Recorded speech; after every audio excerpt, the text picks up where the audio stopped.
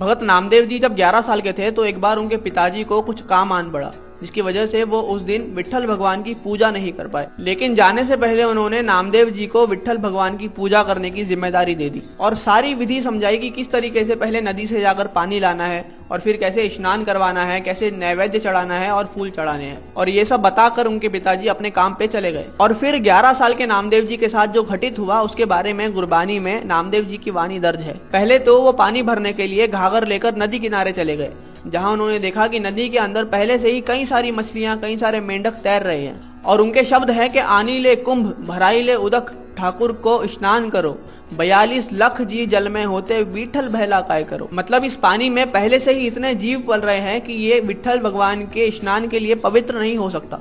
तो उन्होंने सोचा कि अब सिर्फ फूल चढ़ाकर ही पूजा करी जाए।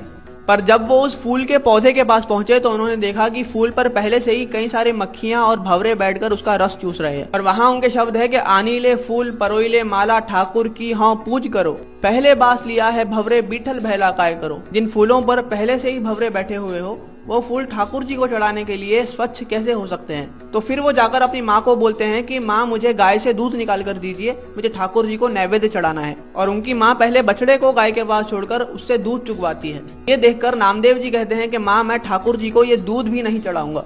और वहां उनका शब्द है कि आनी ले दूध रिधाई ले खीरंग, ठाकुर को नैवेद्य करो, पहले दूध बिटारे हो बछड़े विट्ठल बहला काय करो। मतलब जिस दूध को बछड़े पहले चूक चुके हो वो मेरे ठाकुर जी के लिए शुद्ध कैसे हो सकता है। फिर इस शब्द के अंत में नामदेव जी बताते हैं कि ई भय विट्ठल ऊ भय विट्ठल, विट्ठल बिन संसार नहीं, ठान सनंतर नामा प्रणमय पूर्ण रहे हो तू सरब मही। मतलब हे प्रभु तू हर जगह पर हर जीव में खुद पूर्ण रूप से समाया हुआ है। तू ही नदी में मछली बनकर तैर रहा है, तू ही भंवरा बनकर फूलों से रस चूस रहा है, और तू ही है जो वो बछड़ा बनकर उस माँ की ममता लूट रहा है। सब गोविंद है, सब गोविंद है, गोविंद बिन नहीं कोई।